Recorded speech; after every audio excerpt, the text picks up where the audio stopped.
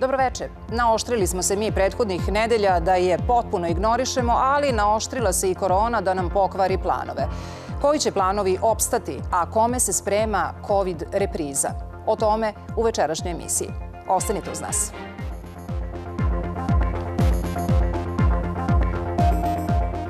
Mnogo je pitanja koje postavljamo i sebi, a i nadležnima i stručnim ljudima i to ćemo uraditi u večerašnjoj emisiji. Veliko mi je zadovoljstvo što su večeras gosti emisije Četvrtkom u 9 dr. Srđa Janković, imunolog iz Dečje univerzitetske klinike u Tiršovoj. Dobroveče, hvala što ste došli. Doktorka Nada Kapuljica-Kulić, virusolog, hvala i vama što ste večeras gost ove emisije. Gradonačelnik dr. Zoran Radojičić, najlepše hvala što ćete sa nama podeliti i statistiku i tumačenja. I pre nego što odemo u Zagreb, s obzirom da su tamo vrlo interesantni i dramatični čak podaci poslednjih dana, vas, doktore, da pitam, postoji li neko objašnjenje šta se to desilo u regionu pa su brojke tako planule? Je li moguće da je to od veselja, žurki, noćnog provoda, nepridržavanja mera? Pa svakako velikim delom. Naravno, uvek je malo složenije, nije nikada samo jedan činilac, ali sigurno da gde god se ljudi okupljaju u većem broju i ne koriste mere zaštite, ne drže distancu i nemaju maske, da postoji naravno veliki rizik da se virus ubrzano prenosi. Naravno, očekivano je da tokom jeseni dođe do porasta, ali možemo mnogo da utičemo na to da taj porast ne bude drastičan.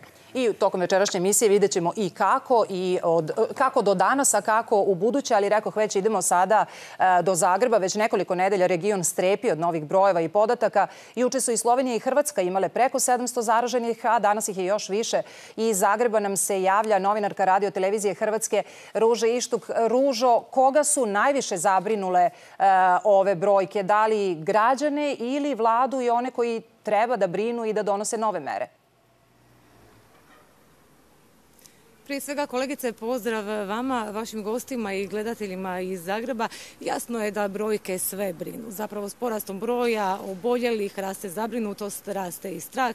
Naravno, građani su zabrinuti, to možemo vidjeti i danas jer na našim ulicama je sve više onih koji se drže propisanih mjera, drže razmak, nose maske. Jasno je da velike glavobolje imaju i u našem nacionalnom stožeru. Naime, oni moraju balansirati između toga da funkcionira sve, da nema previše onih koji su nezadovoljni, da se gospodarstvo odvija normalnim putem, a s druge strane ono najvažnije, zdravlje na prvom mjestu. Da, vidjeli smo i tako i kod nas. Najveći broj novozaraženih je zapravo u glavnom gradu. Pomenula si da se već od danas primećuje strože pridržavanje tih mera. Kako funkcioniše Zagreb pod obaveznim maskama, sa skraćenim radnim vremenom i sa tim korona redarima koji su izazvali najviše interesovanja? Na maske su se više manje svi već priviknuli. Što se tiče korona redara, to je svakako tema o kojoj će se još govoriti. Naime, ugostitelji nikako nisu zadovoljni time. Oni ih danas prosvjeduju, zapravo kažu da oni nisu ti koji će provoditi represivne mjere. Predlažu dijelu ljudi iz nacionalnog stožera da zaposle ljude iz burze koji će to raditi. Naravno i negoduju zbog mogućih kazni jer su oni dužni osigurati COVID redare. Ukoliko se to ne dogodi, ukoliko se utvrde neke nepravilnosti, slijede im kazne od 20 do 70.000 kuna. Tražili su sastanak u vladi, traže obeštećenja. U svakom slučaju tema o kojoj će se u Hrvatskoj ovih dana još puno govoriti. Nažalost, i o koroni će se govoriti. Građani su više manje disciplinirani i ono što informacije koje dobivamo s terena da naši državni inspektori koji su pojačali kontrole zapravo ne bilježe neke veće nepravilnosti. I evo samo još jedno pitanje za kraj. Ti pratiš koronu od prvog dana, praktično od prvog slučaja. Kakav je utisak i tvoj i utisak javnosti u Hrvatskoj? Da li je sve ove mere trebalo uvesti i ranije kada su brojevi bili manji? Rekla, ono što kažu u našem stožeru, mjere uvodimo baš onako kako se zapravo i događa situacija s epidemijom u Hrvatskoj. Brojke diktiraju tempo, zapravo sam virus ga diktira. Meni se čini da se sve nekako događa baš onako kako bi trebalo, jer vidimo sad negoduju ugostitelji. Pitam se što bi bilo da su strože mjere ranije donesene i stožera tvrde da su zadovoljni postojećom situacijom. U konačnici loptica je sad prebačena na građane. Naravno na nama je da nosimo maske, da držimo propisani razmak, da dezinficiramo ruke jer je to očito najbolje oružje u borbi protiv koronavirusa. Hvala najlepše, Ružo. Pratimo i dalje tvoje izveštaje u hrvatskim medijima. Ruža Ištuk iz Hrvatske radiotelevizije bila je naša sagovornica. Gradonačelniče, kada su se pojavile ove brojke iz regiona, vi ste upozorili i građane Beograda i građane Srbije da treba i to da nam bude upozorenje i da treba još strože da se pridržavamo mera. Samo da vidimo kakvi su sada podaci kada je reč o Beogradu, koliko je od ovih današnjih 204 novo zaraženih zapravo Beograđana. Da, 36% od tih 204 je danas u Beogradu pozitivnih.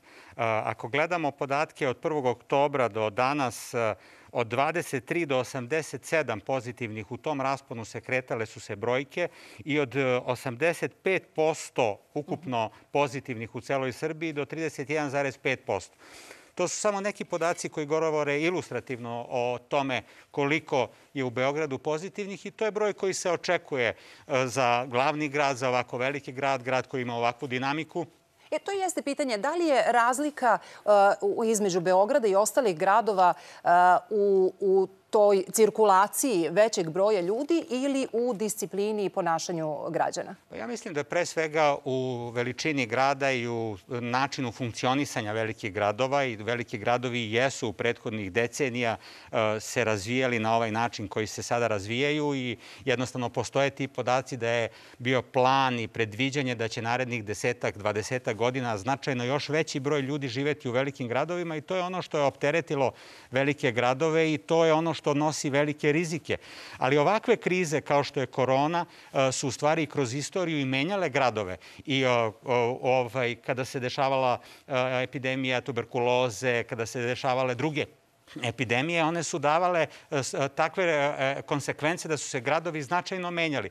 Tako da kada poredimo Beograd sa drugim gradovima u Srbiji, onda je to jedan od bitnih parametara. Ali kada poredimo Beograd sa gradovima u regionu, velikim gradovima, metropolama, onda s druge strane imamo jasan podatak da su mere koje su se pridržavali građani Beograda dali rezultate. I kada pričamo o celoj ovoj problemu, uvek moramo da naglasimo da najveća većina Beograđana se pridržava mera, pogotovo stariji sugrađani i to ne smemo da zanemarimo. Govorit ćemo i o onima koji se ne pridržavaju i koliko ih je, ali doktorka, voljela bih i vas da čujem. Sada već imamo neko iskustvo, nedovoljno da zaključimo sve i da zaključimo mnogo toga, ali dovoljno da znamo gde grešimo i šta su bili pogrešni potezi. Malo pre smo govorili o Hrvatskoj. Epidemiolozi u Hrvatskoj kažu da je u ovom trenutku olakšavajuća okolnost što, iako je veliki broj zaraženih, slabiji su simptomi, manje je hospitalizovanih, barem u ovom trenutku. Je li moguće da se virus na drugačiji način sada manifestuje nego u prošlom talasu u junu mesecu? Pa ako pogledamo brojke koje nam se pokazuju svakog dana u odnosu na broj novootkrivenih i broj hospitalizovanih, odnosno broj na respiratoru, onda svak logično može da zaključi da je iz toga da je tu lakša klinička slika. Ja sam od početka tvrdila da virus ne može da oslabi, međutim virus može da se promeni. Postoje određene promene koje se događaju tokom vremena, koje se registruju, čak i naša zemlja, fantastično su to uradili u Kraljevu i koleginice s fakulteta, koji su ne sekvencionirali virus i još dokazali određene mutacije. Međutim, to je samo mali početak nečega. Da bi se vidjelo koliko se virus menja, to može svemu da se izvede u velikim laboratorijama i to košta puno novaca. Prema tome, evidentno je da se nešto događa, virus je novi, nešto se sa njim događa, pa i to da se menjaju kliničke slike. Nije dovoljno samo što se čita u brojnoj literaturi, od kojih je 90%, ne znamo da li je sigurno, da postoji više varijanti virusa. Možda i postoji, čak to tvrde za neke reinfekcije koje su se dogodile. Međutim, treba do kraja izvesti zaključke o virusu da bi se dobio pravi zaključak. A za to je potrebno koliko vremena? Vreme. Ali činjenica da se nešto promenilo, dakle kada se virus pojavio, sa mnogo manjim brojkama su se donosile mnogo strože mere i morali smo ih se pridržavati. I sada se govori o nekim strožim merama. Za sutra je zakazan krizni štab i vi ste danas govorili da bi jedna od mera o kojoj se razmišlja ukoliko brojke nastave da budu ovakve bilo i nošenje maski na otvorenom, obavezno nošenje maski na otvorenom. Među ostalog, da, ja bih se prvo vratio na ovu reč vreme. Dakle, potpuno se, naravno, slažem, virus se menja nekom svojom brzinom, to je dugoročan proces i koliko je relevantan za postojeće stanje nije uvek odmah očigledno. Ja bih ipak rekao da faktor vreme utiče i na odnos između broja novoobolelih i broja ljudi sa težom kliničkom slikom, odnosno respiratorima. Zašto? Zato što broj sada raste, a još uvek nije prošlo dovoljno dana da se kod onih koji razvijaju težu kliničku sliku ona razvije, jer u proseku to zahteva opet određeno vreme. Tako da na početku talasa uvek je varljivo reći manje je ljudi na respiratorima, manje je ljudi s teškom slikom. Zato što mnogi od ovih koji su zaraženi tek su se sada zarazili i tek će, nažalost, neki da je razviju. Naravno, to ništa se ne kosi sa ovim što je rečeno. Samo da ipak upozorim da može i da nas zavara taj mali broj ljudi sa težom slikom ovog sekunda. Dobro. Sad da se vratim na pitanje. Da, pa naravno da će u zavisnosti od situacije možda biti neophodno donositi i nove mere. Svakako da jedna od prvih bi bila obaveza nošenja maski na otvorenom, naravno tamo gde dolazi do kontakata među ljudima, jer naravno pri kontaktu na razdaljini koja je manja od 1,5 do 2 metra, koliko kapljice obično dosežu, moguće je izražavanje, iako to nije zatvoreni prostor. Da li će biti potrebno pooštravati i neke druge mere, ja ne bih prejudicirao pre, naravno, sastanka kriznog štaba. Radije bih da se usredsredimo na to da mi već imamo mere koje bi, da su sprovedene do kraja, rigorozno i dosledno i solidarno, da smo ih svi sproveli, već u mnogome ublažile ovaj porast. Dakle, kada bismo ove mere koje imamo, uključujući i one koje su obavezne i one koje su nivou preporuke, to je isto mera. Iako to tako možda mnogima ne izgleda. Kada bismo ih svi sproveli, kada bi svi nosili maske, kada bi sva okupljena, sem onih koja su zaista neophodna da bi život tekao i da bi se neke aktivnosti važne obavljale, izbegli, kada bismo držali distancu, mislim da bi već to značajno oslabilo potencijal epidemije da se pogoršava. Danas je i ministar Lončar govorio o tome i rekao je da uprkos preporukama o broju, odnosno ograničenom broju ljudi na određenim skupovima, postoje krizni štabovi koji dopuštaju da se organizuju i drugačiji skupovi. I rekao je da će zamoliti krizne štabove ili narediti da se to ne dešava. Zanima me da li je takvih situacija bilo i u Beogradu? Ne, Beograd nije dozvoljavao takve skupove i ja se slažem sa ministrom da je to u stvari najveći rizik. I ministar je i rekao da i ugostiteljski objekti, i javni prevoz i shopping molovi možda i nisu ta neka ključna mesta gde postoji veliki rizik od širenja infekcije, da su to pre svega zabave, proslave, rođendani. Jer kada u zatvorenom prostoru, sad već počinje hladno vreme, ljudi provedu po sat, 2 vremena, kada tu glasno pričaju, postoji velika šansa da nastane takozvana superinfekcija. To znači da jedna osoba prenosi infekciju 20, 30, 50 ljudi i onda nastaje širenje epidemije matematičkom progresijom. To su skupovi koji jednostavno nije dopustivo da se dešavaju u narednom periodu i akcenat je pre svega na tome i tu se potpuno slažem sa ministrom da je to izuzetno važno sprečiti, a Beograd takve stvari nije dozvoljava. Da, ali Beograd, odnosno Beogradski krizni štab sastaće se takođe sutra i ono što me takođe zanima, da li su brojke jedini kriterijum na osnovu kojih se razmatraju eventualne nove mere ili tu postoje i drugi parametri koji se uzimaju u obzir? Sigurno da i postoje i drugi parametri da na osnovu celokupne situacije, na osnovu stanja u regionu, u drugim gradovima, događanja, vremenskih prilika, dela godine kada se određena dešavanja planiraju, sve su to faktori koji su bitni i koji utiču na odluke.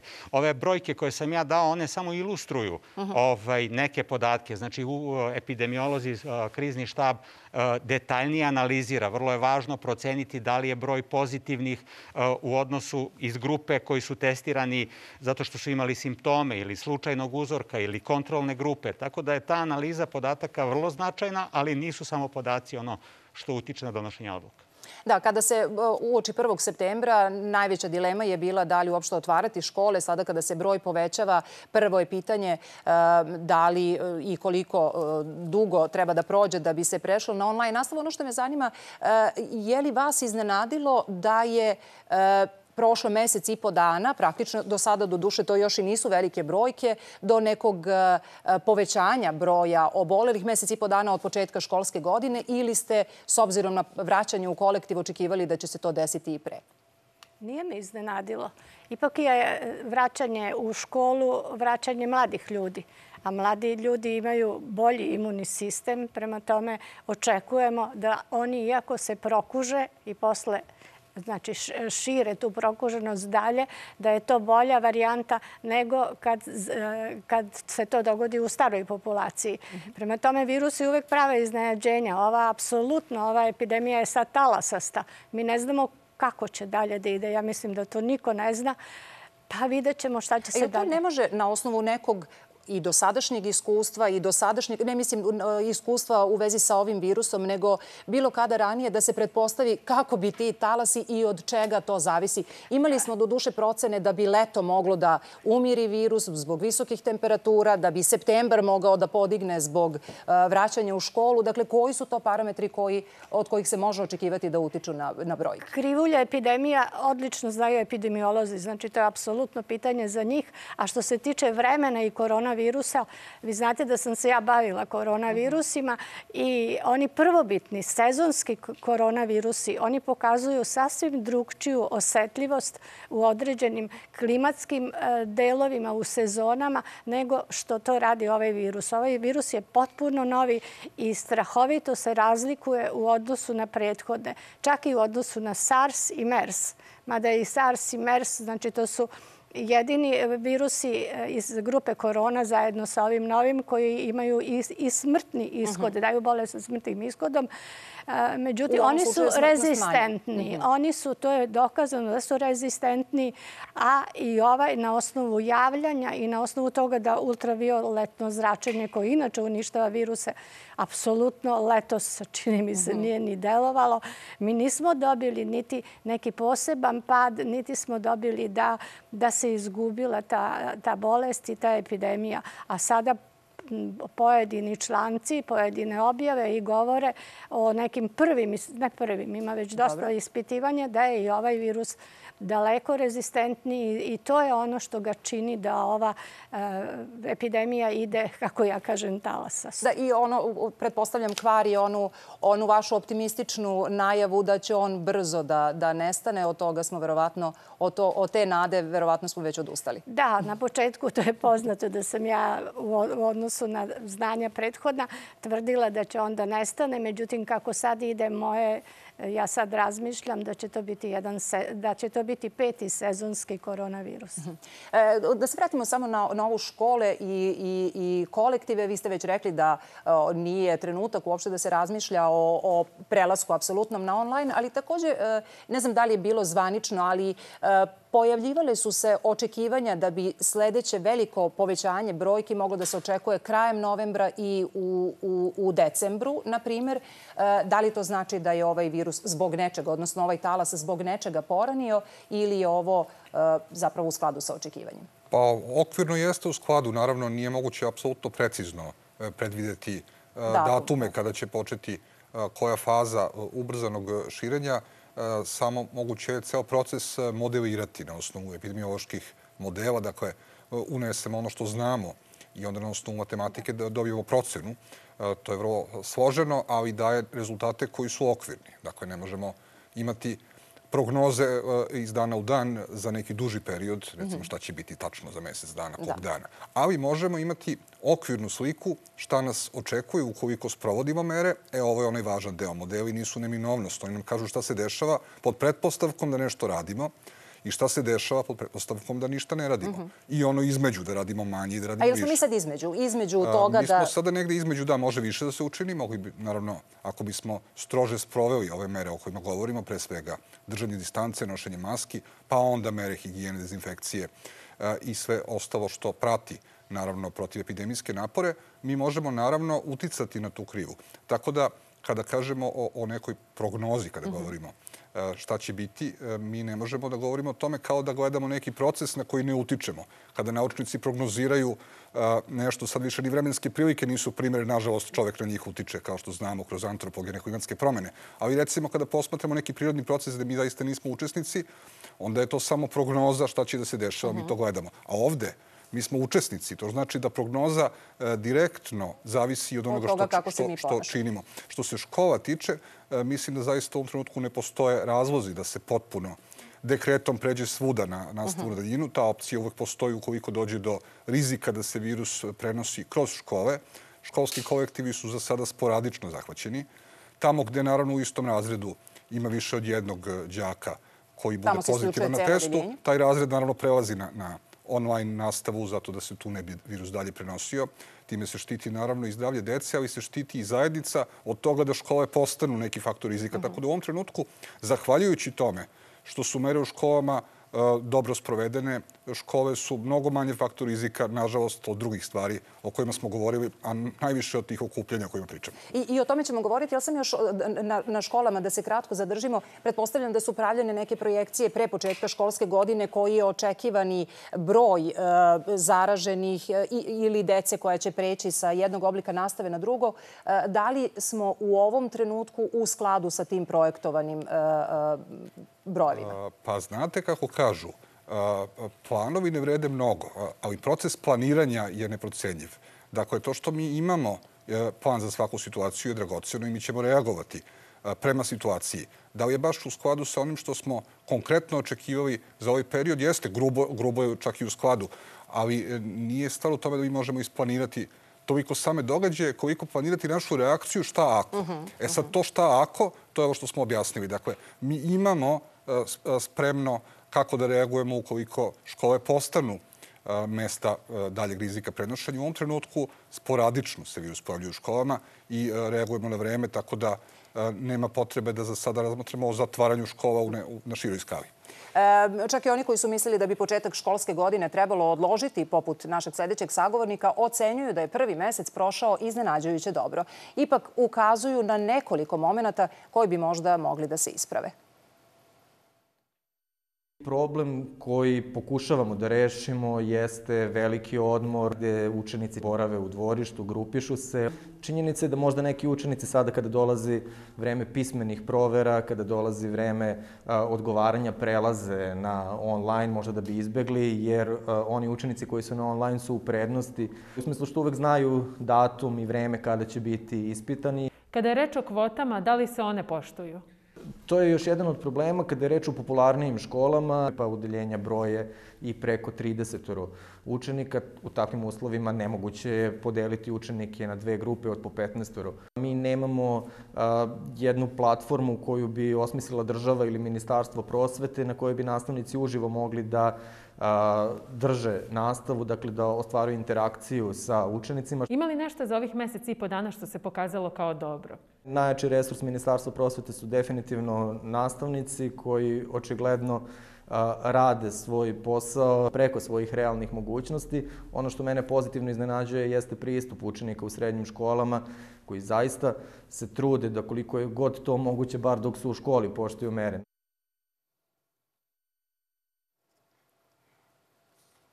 Sad ovo jeste pitanje, bar dok su u školi, oni poštuju mere, tu postoji oni koji ih kontrolišu. Ono na što se i nastavnici žale jeste dolazak i odlazak iz škole, odnosno da li se toga pridržavaju u gradskom prevozu, na velikom odmoru i sl. Šta se dešava u gradskom prevozu? Odnedavno je ta kontrola značajno stroža nego što je bila pre. Da, ja bih samo možda dodao jednu, dve rečenice oko dece i oko COVID-a. Krajem proleća bili u Dragiša Mišović bolnici koja je bila COVID centar, imali smo po 20-30 dece koje se lečilo, koje je ležalo. U ovom trenutku nemamo ni jedno dete koje leži u bolnici. Takođe, u ambulantama, COVID ambulantama je bilo značajno više dece u tom periodu, sada ih nema, što govori o prethodnom periodu i o primjeni mera. A takođe, kada predviđamo šta će se dešavati, kao jedna od okolnosti koju treba da uračunamo je to da posle proleća i tog velikog talasa koga smo imali tada je išlo leto. Sada posle ove jeseni koju eventualno predviđamo ide zima i to je nešto što, bez obzira što nisam siguran koliko klimatske promene i vremenski uslovi utiču, može da bude faktor koji opterećuje celu priču i da govori o tome da treba ozbiljnije da priđemo ovoj celoj situaciji, kao što već i kažu profesori cenjene kolege. Što se tiče samih kontrola, prošle nedelje 171 autobus je iskontrolisan i na 6 stajališta 15 je kazni napisano privrednim subjektima i 13 fizičkim licima. U javnom prevozu relativno dovoljan broj ljudi ili prihvatljiv broj ljudi je koristio maske. Ne znači da ne treba da apelujemo, da ne treba ponovo da skrećemo pažnju. Ja sam bio protekle nedelje u inostranstvu, bio sam u Švajcarskoj, u Nemačkoj. Sličan problem imaju. Znači, u tom javnom prevozu mislim da možemo možda za 10-20% podići pažnju i da ljudi budu još striktniji prema tome, ali mislim da u ovom trenutku to možda i nije ključno mesto. S druge strane, povećan je broj autobusa, 25 više nego što je bilo u prošloj godini u istom ovom periodu, u gradskim linijama, za prigradskih 8. To je što se tiče gradskog prevoza i kontrola. Da, samo na kratko da se vratimo na ovo. Ako javni prevoz nije mesto, ako škole nisu mesto prenosa, šta nam ostaje osim tih žurki i veselja na šta posebno treba obratiti pažnju? Dobro, postoji sporadičan prenos svuda gde ljudi dolaze u kontakt, to je sigurno, ali to što smo rekli, fenomen super prenosilaca, takozvanih ideja da jedna osoba za kratko vreme zarazi veći broj, nekada i više desetina, izuzetno čak i na stotine ljudi, mada je to retko, ali više desetina se dešava. To se uglavnom dešava pri okupljanjima koja nisu praćena odgovarajućim merama zaštite ili se dešavaju u vreme kada okupljanja ne bi trebalo da se dešavaju, odnosno kada je aktivnost virusa visoka. U oba slučaja, naravno, to može da skokovito podigne broj novoobolelih. Sad, tu je problem što ta matematika, znate, nije linearna. Kada imate više obolelih, to je više ljudi koji mogu da prenesu virus nekome drugome. Tako da tu imamo što ih je više, to ih je potencijalno još više. Takozvana pozitivna povratna sprega. I to je ono što je veliki problem. Zato je lakše, kao i požar, kao i svaki drugi progresivan proces koji ima tu pozitivnu povratnu spregu i epidemiju je mnogo lakše suzbijati na početku uzlazne krive dok su brojevi mali. I zbog toga mi, dok su brojevi mali, insistiramo da mere treba da se sprovode. Bilo je pitanje zbog čega su uopšte bile donete pre nekoliko nedelja kada su brojevi još uvek bili mali, brojevi novozaraženih. Da li je to prenagljeno? Kad na tako male brojke mi donosimo neke mere, radi se o tome da su one najdelotvornije kada se donesu na vreme. Da, s tim što je, čini mi se, veće pitanje da li, odnosno ta razlika između preporuke i obaveze, odnosno kada je reč o obavezi, ko će je kontrolisati. Malo pre smo čuli od koleginice iz Hrvatske, oni su uveli COVID redare, ali tu postoji sada polemika ko treba da kontroliše sve ono što predstavlja potencijalni izvor rizika. Ja se samo malo izvinjavam oko gradskog prevoza. Znači, možda nisam bio dovoljno jasan. Sigurno da je to važno i da ljudi moraju da nose maske i sigurno da ćemo naredne nedelje još intenzivnije kontrolisati. Kažem da je veliki broj ljudi nosio maske i sigurno da moramo da obratimo pažnju, da tu pažnju dignemo na viši nivo. Tako da ne ostane ta poruka nejasna. Da nisu mesto rizika. To jeste rizično mesto i sigurno da treba voditi računa o tome. To jeste problem, s obzirom da je javni prevoz ismišljen tako da puno ljudi na jednom... A šta biva, gradonačelniče? Šta može da uradi kontrolor, šta može da uradi vozač u slučaju da se neko opire da sa maskom uđe u gradski prevoz? Slažem se s vama i da je to komplikovana situacija i zato mi zajedno sa komunalna milicija, zajedno sa inspekcijama gradskim, pre svega turistički inspektori idu zajedno sa njima i sanitarni inspektori i oni su, kažem, prošle nedelje intenzivnije bili na terenu. Ovih dana će ponovo intenzivirati. Jednostavno ti insistiraju da s jedne strane da oni stave masku, s druge strane ih izvedu iz prevoza, s treće strane dobiju kaznu. U tim situacijama se dešava da se uspori prevoz, da taj autobus u tom trenutku ne ide dalje. Sve to, ukoliko se dešava u velikom procentu, može da značajno utiče na funkcionisanje gradskog saobraćaja, tako da su to faktori koji opterećuju, ali detaljnijom kontrolom sa većim brojem ljudi koji će biti na terenu narednih dana, verujem da ćemo tu pažnju i taj procenat ljudi koji nose maske u gradskom prevozu još povećati. A šta je sa ugostiteljskim objektima? Šta je pokazala kontrola radnog vremena i broja ljudi u njima? Znači, Otprilike oko 40 komunalnih milicionera svako veče kontroliše zajedno sa ovim prethodnim inspekcijskim službama koje sam vam rekao. Sinoć su 84 objekta kontrolisana i 11 kazni je napisano. Interesantan je podatak da je oko 6.500 objekata od jula do sada iskontrolisano, a ukupno u celoj Srbiji oko 8.000. Znači 75% kontrola je u Beogradu. Najčešće su problemi sa radnim vremenom i sa nošenjem maski i sa distancom. Kažem, na ovaj način taj mali procenat ugostiteljskih objekata koji ne rade dobro je otkriven, kažnjavan i to je jedan stalni proces koji jednostavno na ovaj način sprovodimo i vodimo računa o tome. Ali je takođe 30.000 ljudi radi i živi od rada u ugostiteljskim objektima i u turizmu u Beogradu. Da, i to jeste stalna klackalica zapravo od donošenja tih mera. Ono što predstoji jeste period i drugih respiratornih infekcija i period gripa sa kojim ne znamo šta ćemo. Tako da me zanima šta opet na osnovu dosadašnjeg iskustva vašeg možemo da zaključimo koliko se vole korona i grip. Pa zna se šta ćemo sa gripom, vakcinu. Vakcina je već tu. Vi znate da se već je u domovima zdravlja, već se primenjuje. Prema tome, sojevi virusa koji se koriste u gripi, to bih želela ovdje da kažem, su u celom svetu isti. Prema tome, vakcina koju mi imamo ovdje i koju uvezemo i vakcina Torlaka, to su sojevi potpuno isti u gripu. Jedino što Torlak ima jedan manje B virus, onaj što je pre 2-3 godine napravio Karambol, a uglavnom to je apsolutno indikacija za sve ljude sa slabijim imunitetom, sa starije ljude koji imaju neki komorbiditet da se vakcinišu protiv gripa da bi se zaštitili. Jer bez obzira kolika je zaštita i kolika se zaštita protiv gripa dobija, ipak je to bolje nego da nema nikakvu zaštitu.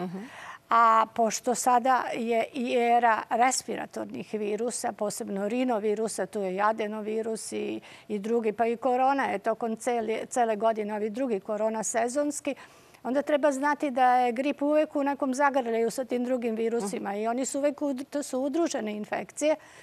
Mi ne znamo šta će ova nova korona da uradi u kombinaciji sa gripom. U svakom slučaju možda se dogodi da se ništa ne dogodi. Svak će ići svojim putem, znači čovjek neće biti ni pogoršanja bolesti gripa niti pogoršanja. Može biti da dođe do, ako čovjek nije vakcinisan, do teže kliničke slike i do većih komplikacija. A to govorimo ako su udruženi. Ako su udruženi. Dakle, moguće je da pacijent kao u slučaju u Novom Meksiku, mislim da se pojavio slučaj da je istovremeno oboleo od gripa i od koronavirusa. Zato je indikacija da se čovjek zaštiti od gripa, znači u tom slučaju ga neće dobiti najverovatnije, a koronu ako dobije šta mu Bog da. Doktore, jeste li vi zadovoljni dinamikom vakcinacije, budući da je u dosta gradova vakcina više nema? Apsolutno da, i to je veoma važno. Ne može se naglasiti koliko je važno i čak i da nema ove pandemije. Sezonski grip je nešto što ne treba podceniti. On odnosi danak u ljudskim životima svake sezone. A sada, naravno, kada imamo ovaj opasni novi koronavirus, koji također odnosi danak u ljudskim životima, čak i ako oni udruženi i ne naprave često kliničku sliku koja je teža, a mogu da je naprave pri udruženoj infekciji, koinfekciji. Može da se desi, naravno, imamo takve primere, ali nije stvar samo u tome. Stvar je u tome da ako imamo dve bolesti koje haraju u isto vreme, zdravstveni sistem sigurno će imati teže uslove, a onda, naravno, čim zdravstveni sistem je preopterećen, to opet odnosi danak u ljudskom zdravlju i potencijalno čak i opet u ljudskim životima. Tako da, u svakom slučaju postoji svaki razlog da koristimo ono sredstvo koje imamo protiv sezonskog gripa, to je vakcina, kamo sreći da ga već imamo i protiv SARS koronavirusa 2. Ja bih još napomenuo primjer sa južne polulopte, gde naravno je sezona gripa završena i ove godine bila je značajno ublažena, zapravo u nekim zemljama aktivnost gripa bila je ekstremno niska, najniža od kad se prati uopšte, upravo zato što iste preventivne mere protiv kapljičnih infekcija koje sprečavaju infekciju ovim koronavirusom, sprečavaju infekciju gripom, plus u Australiji, na primjer, još nekim zemljama bila je masovna vakcinacija, tako da možemo reći da gotovo da nije ni bilo sezone gripa. Kada je reč o Beogradu, i vakcina još ima, ali i odziv je vrlo dobar. Jel se i deci preporučuje vakcinacija? Deci samo rizičnim grupama, to mi iz Tiršove znamo. A što se tiče kombinacije respiratornih infekcija sa koronom ili samo gripa, mislim da treba još jedan faktor naglasiti da same kapljične infekcije, ako imate neku drugu, kijate, kašljete i na taj način, ako imate koronu, povećavate rizik širenja. Tako da i ta neka kombinacija verovatno može da utiče na samu dinamiku epidemije i sigurno i sa tog aspekta treba se vakcinisati, treba voditi računa, a verujem da ove mere koje se primenjuju zbog korone, kao što je rekao kolega, delovati na to. A što se tiče vakcinacije, neosporno je da je to važno. Vrlo sam i ja zadovoljan odgovorom sugrađana. Znači, što govori o tome da naši sugrađani shvataju ozbiljnost ove cele situacije. To moramo da naglasimo. I ovi rezultate koje smo imali, ne možemo ih samo plašiti, ne možemo stalno govoriti o tome, o teškoj situaciji koja jeste kakva jeste. Moramo naglasiti i izraziti poštovanje i zahvalnost sugrađanima, velikoj većini koji su stvarno vrlo savesno reagovali. Pa pogledajte rezultate koje imate u Evropi, u okruženju, svuda. To jeste rezultat ovih mera stručnih ljudi iz kriznog štaba, ali pre svega sugrađana koji su se držali saveta i instrukcija i da, ali kao što smo više puta rekli, ni Srbija nije izolovano ostrvo i sve te brojke ne čitamo da bismo se irili zato što mi imamo manje cifara, nego baš zato što je to jako blizu. Pa su danas tekstovi u novinama bili da li bi možda jedna od mera o kojoj se razmišlja trebalo da bude i stroža kontrola prilikom ulaska iz svih zemalja. Iz nekih se kontroliše, ali iz nekih u kojima su velike brojke poslednjih dana se može ući i bez PCR testa. Mi već imamo, naravno, na snazi pojačan epidemiološki nadzor nad svim koji uvoze u zemlju. Naravno, dele se informacije, popunjava se upitnik koji je, naravno, online, što zahteva vrlo malo vremena i deranžiranja. A veoma je važno epidemiolozima da ako se pojave slučajevi unete zaraze, može da se reaguje odmah, da se prate kontakti i da se spreči da se od toga napravi žarište. To za sada dobro funkcioniše. Sad, naravno, tu dolazi kao značajna mera i kućna izolacija, odnosno samoizolacija onih kod kojih se nađe pozitivan test. To se, naravno, zahteva i to je moralna za sada obaveza, pa i pravna obaveza koja za sada nije policijski sprovedena, tako kažemo, ali jeste neka obaveza za svakoga. Sad, da li to može da se pooštri sprovođenje? Nemoguće je imati toliko policajaca da svakoga od nas koji potencijalno može da zarazi nekoga uhvate ukoliko mi sami malo i ne pazimo i ukoliko sami ne budemo savesni, ali svakako da neko pooštravanje nadzora dolazi u obzir ukoliko situacija pogorša. Samo još jedno pitanje u vezi sa vakcinama. Pretpostavljam da i vi poslednjih dana odgovarate na mnoga pitanja i mnoge dileme. Neki su se do sada uvek vakcinisali, sada imaju strah kako će uticati ili kako će se eventualni virus korone ponašati u dodiru sa tim i tako dalje. Zanima me koje su to najčešće dileme koje ljudi imaju ili koje su to možda i zablude koje imaju zbog kojih nisu sigurni da je vakcinacija dobro rešenje. Mislim na vakcinaciju od gripa. Naravno, postoje brojni strahovi i pre svega brojne pogrešne predstave za vakcinaciju, za rizike neželjenih efekata. Neželjeni efekti postoje kod svakog medicinskog sredstva, pa i kod vakcine, ali ekstremno retko dovode do nekog ozbiljnijeg oboljevanja. Kad se to uporedi sa onim što čine zarazne bolesti, uključujući i one koje vakcinacija sprečava, to je neuporedivo. Hiljadama puta su opasnije zarazne bolesti, dakle vakcinacija štiti zdravlje i živote, a da ne govorimo o tome da su vakcine bezbednije od većine lekova koje takođe moramo da primenjujemo i nije sporno da ih primenjujemo, da su rizici neželjenih efekata lekova po pravilu veći nego vakcina. Percepcija je obrnuta. Malo ko se plaši da uzme čak i rizičan lek, čak i nepotrebno, vrlo često na svoju ruku. Znamo ljude koji će da se čak i kljukaju lekovima koje lekar nije prepisao, koji imaju ozbiljne neželjena dejstva, ali će ti isti ljudi za vakcinu koje je najbezbednije sredstvo i najbliže prirodnom sredstvu, zato što deluje tako što podiže naš prirodni imunitet, doživeti kao nešto strašno. I sad, zašto je to tako? prevazilazi okvir ove emisije, tu postoje psihološki faktori, civilizacijski faktori, filozofski. Da. I dilema je isto tako zato kolika je efikasnost ove vakcine. Ljudi mogu dobiti vakcinu, a da ona nije efikasna. Znači, svaka vakcina ima određeni procenat efikasnosti i onda je dilema. Ako je dobio vakcinu, misli neće dobiti grip, pa ga dobije i to kao dilema sigurno postoji. Jasno. Ja bih dodao i aspekt bezbednosti vakcina, s obzirom da su kolege već, s obzirom da od momenta kad su se već pronašle neke vakcine, ovo su sad različite faze kliničkog ispitivanja koji u stvari insistira na tome da vakcina bude najbezbednija i to je ono što pored ostalog čekamo, tako da se o tome jako vodi računa. Kliničke studije su tako dizajnirane da se ta bezbednost bude na najvećoj mogućoj meri. Da, o vakcini protiv korone ćemo pred kraj emisije, ali kada je reč o dilemama, čini se da je jedna od najvećih bila efikasnost i primenljivost, pa čak i etičnost u poslednjih dana imuniteta krda, za koju su se neke zemlje opredelile i Svetska zdravstvena organizacija je i, čini mi se, juče i zvanično potvrdila da je to i neefikasno i neetično. Što se mene tiče, meni je taj izraz toliko grub. Toliko neetičan. Mi toliko imamo lepši naziv, kolektivni imunitet koji se stalno koristio. Nije mi jasno ko je uveo te nazive i taj za uopšte, znači, da je određena populacija stiče određeni imunitet.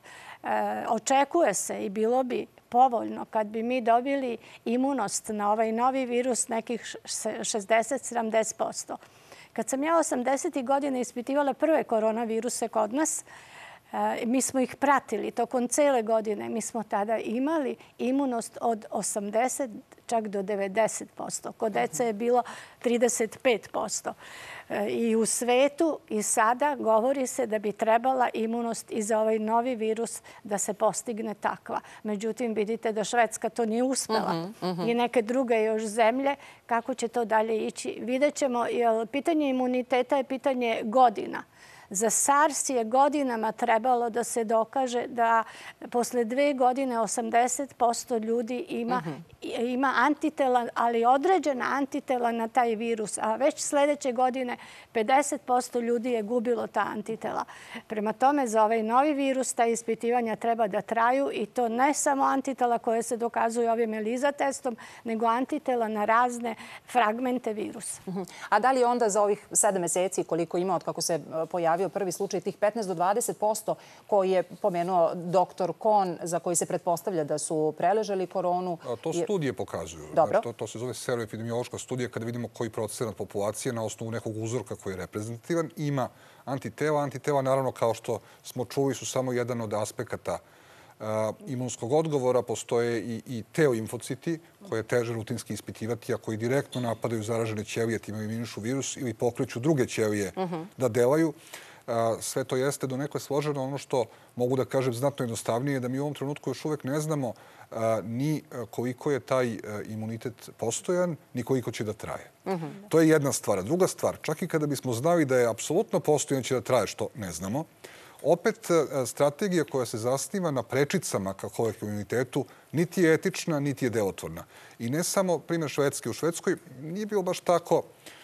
Nije bilo baš bez mera. Da kažemo, nije bilo bez mera. Neki uzimaju Švedsku kao model nepostupanja. U stvari to nije tačno. U Švedskoj su oni kalkulisali samo na koji način bi najbolje sa najmanje remećenja života. Oprosti što vas prekidam, ali kad već pominjemo Švedsku, možda je najbolje da odemo u Švedsku. Jovan Radomir je izbliza doživeo tu strategiju švedskog modela i on nam se večeras javlja. Jovane, jesu li Šveđani posle svih ovih meseci zadovoljni ili su ljuti? I na koga su konkretno ljuti? Sve zavisi koga pitate. Ako pitate ljudi iz sveta sporta i kulture, oni su jako nezadovoljni. Moglo bi se reći jako, jako ljuti. Pošto su mere za posete pozorištima i sportskim arenama još uvek stroge, sve je za sada zabranjeno, iako je sasvim normalno ući u bilo koji veliki tržni centar koji je prepun ljudi ili leteti avionom koji je pun do zadnjeg sedišta. Jedino što je dobro to je da se u avionima moraju koristiti maske. Ali onda se svi pitaju zašto se ne može ići na fudbal ili u pozorište sa maskama pod dobrom kontrolom. Nadležni u Švedskoj su, kako mi se čini, još uvek jako zadovoljni sa svojom strategijom i bilo bi malo čudno da sada promene strategiju, iako je ovaj drugi val COVID-19 pogodio i Švedsku u zadnjih par dana. Tu jeste broj zaraženih opet raste preko cele Švedske, iako su u manjem broju nego u drugim državama u svetu. Svi bi trebali da budu svesni da se ova pandemija nije smirila, ali još uvek mnogima u Švedskoj to još nije jasno. Mnogi se još uvek ponašaju neodgovorno. Mi se samo možemo nadati da su bolnice imali vremena da se mobilizuju i da mogu da prime veliki broj zaraženih. U Švedskoj nadležni još uvek nisu doneli odluke vezano za maske. Još uvijek je to lična odluka ako želiš da nosiš masku ili ne.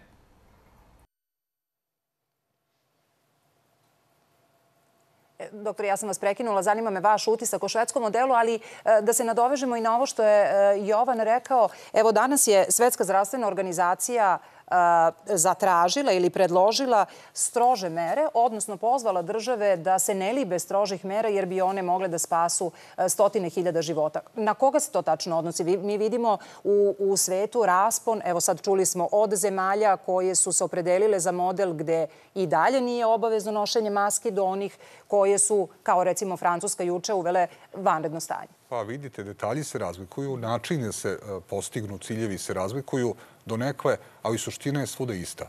Gde god se dozvoli virusu prostor da se prenosi sa osobe na osobu, pogotovo sa osobe na veći broj osoba, tu naravno raste broj obolelih. Gde god raste broj obolelih, raste i broj onih sa težim kliničkim slikama i naravno onda i broj žrtava ove pandemije. Suština je sprečiti to, a ne paralisati život. I to je model koji svi traže. Ono što su Šveđani pronašli je jedan od mogućih odgovora i opet mogućih u njihovoj sredini, retko naseljenoj, dakle mala gustina naseljenosti. Sa specifičnim načinom. Transgeneracijske porodice, znači da mnogo generacija živi zajedno, bake, očevi, majke, unuci, svi pod istim krovom, retko u Švedskoj. Nije da nema, ali je retko. Takođe, kultura koja ne favorizuje toliko neke intimne dodire, ali sve to naravno su neki, da kažemo, prosečni činioci društveni koji mogu da uspore i ubrzaju. U nekim drugim zemljama su naravno drugačiji. Suština je da nema idealne strategije, ali sasvim sigurno znamo šta radi. Maska radi. Dakle, ne pruža apsolutnu zaštitu, jer apsolutne zaštite nema niti bilo čega drugog u životu što nam garantuje apsolutni uspeh. Ali neozbiljno je voditi polemiku o tome da li nošenje maski smanjuje potencijal da ovaj virus ugrozi živote i zdravlje ljudi, jer ako svi nose ili značajan deo populacije nosi masku, potencijal za prenošenje virusa drastično opada. Po nekim modelima, ako svi nose maske, opada na svega nekoliko procenata onoga što bi bilo inače. Sad, naravno, ja sam još ostao dužan deo odgovora na pitanje o kolektivnom imunitetu. Dakle, nesporno je to proces koji se dešava u svakoj pandemiji. Polako se gradi kako što više ljudi biva, kako to mi volimo da kažemo, prokuženo. Možda ne baš najlepša reč. Kako više ljudi preboli infekciju. Dobro. Sa simptomima i bez njih. Međutim, nije to sporno. Sporno je što je bilo glasova, još uvijek ima sporadično, srećom manje od stručnjaka, više iz nekog sveta van medicine, koji kažu, ajde da mi to požurimo. Hajde da neku prečicu ka tome napravimo, da ovo što manje traje. Ja nemam dovoljno reči da izrazim gnušanje prema takvom stavu.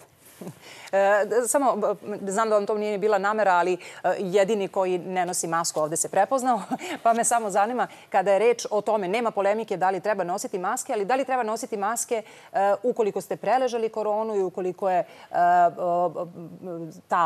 ta bolest iza vas? Pa u ovom trenutku ja bih rekao čak da. Zato što još uvek ne znamo koliko imunitet traje. Još uvek ne znamo da li baš 100% onih koji preleže, zapravo znamo da ne baš 100%, ne znamo tačno koliko, ali 1% desi se i da ne stekne zaštitu. Bilo je ponovne infekcije. To mogu da budu i greške u dijagnozi, mogu da budu lažno pozitivni, lažno negativni testovi. Dakle, nije baš sigurno da je to tako, ali neizvesno je baš da li je zaštita potpuna. Tako da bih ja rekao i mojim kolegama i prijateljima koji su me pitali nakon što su preležali bolest, da im savjetujem da nastave da se štite, ja bih rekao divno je što ste dobro, ali hajde, pravite se da niste preležali i štitite se isto tako. Hvala vam najljepše. Idemo na kratku pauzu pa se vraćamo razgovoru u studiju. I Trump. I evo, pred sam kraj emisije da probamo da zaključimo, da probamo da upozorimo i da probamo da ohrabrimo možda sve nas s obzirom na period koji sledi. Dakle, zdravi mladi ljudi morat će da sačekaju 2022. godinu da bi dobili vakcinu protiv koronavirusa ukoliko dinamika koja se sada predviđa uopšte omogući da i ovi drugi dobiju vakcinu na vreme. Kako vam izgleda dinamika kreiranja vakcine protiv koronavirusa i sve ono što je pratilo tu priču? Ta dinamika mora da je postepena. Mi smo već ukazali ovde da vakcina mora da bude efikasna i bezbedna. Da bi se sve to proverilo, treba vreme. Ima raznih vakcina, mi čitamo svi o tome, raznih tehnologija. Mi očekujemo dobru vakcinu. Kada će ona biti, ja mislim da niko od nas ovde ne zna. Ali lek za viruse je ili vakcina ili antivirusni lek, prema tome u ovom slučaju vakcina. Da. Jedan lek za vakcinu primenjuje se od ove nedelje i u Srbiji, ali čini mi se da sve građane mnogo više zanima koji je to lek pio Donald Trump i šta je to, kako se to on lečio kad se izlečio za nekoliko dana i vratio kampanju. Nažalost, bih preneo na Trumpove lekare koji su ga lečili. Ne bih mogao da komentarišem nešto što je samo u medijima objavljeno. Ako bude objavljeno bar u naučnom časopisu, pa da onda ima recenziju, pa da možemo da komentarišemo, ovako medijski izveštaj ne bih. Sasvim sigurno da je lečenje bilo uspešno i da je to ono što je dobro.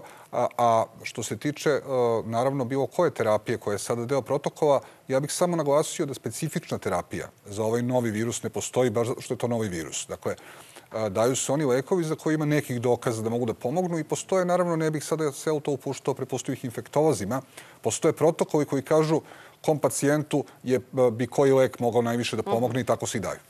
I evo, gradonačelniče, za kraj 2022. smo pomenuli, ali mnogi pominju 2021. i to drugu polovinu godine kao neki možda period kad bi se moglo razmišljati o povraćaju u normalnosti. Sad, kako grad može da funkcioniše u ovim izmenjenim okolnostima i kako funkcioniše i mogu li svi da sačekaju tu 2021. Da bi se vratili u stanje na koje su navikli? Da, ovde smo se svi složili da je tajna u striktnom pridržavanju mera, znači dosledno i istrajno pridržavanje mera, da je tajna u tome. Sve drugo je tu da pomogne da se to tako bude. Sa druge strane, smo se složili da je potreban balans napraviti između tih mera koje će da čuvaju živote, a s druge strane da život funkcioniše, da privreda funkcioniše. Ono što možemo da zaključimo iz prethodnog perioda, iz prolećnog dela, to su sledeće stvari. Da sada u odnosu na taj period znamo više o virusu. Nedovoljno, ali više. S druge strane, imamo iskustvo da možemo, kada primenimo mere, da se izborimo na određeni način sa virusom i to je iskustvo koje svima nama daje snagu i nemamo više onog užasnog straha i neizvesnosti koje smo imali u tom trenutku. Vrlo bitna stvar ovde na ovim prostorima da smo videli da naš zdravstveni sistem u tako izuzetno teškim okolnostima je uspeo da funkcioniše, da se izbori.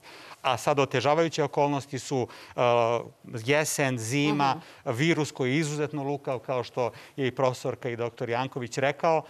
S druge strane, iscrpljenost ljudi, iscrpljenost doktora, ali ja duboko verujem da svako od nas, ako da svoj doprinos, krene od sebe i uradi ono što treba da uradi, da u tom mozaiku ćemo uspjeti da se izborimo sa virusom i zajedno sa vakcinom rešiti ovaj problem. Da li početkom 21. da li malo kasnije, to sad niko ne može da kaže.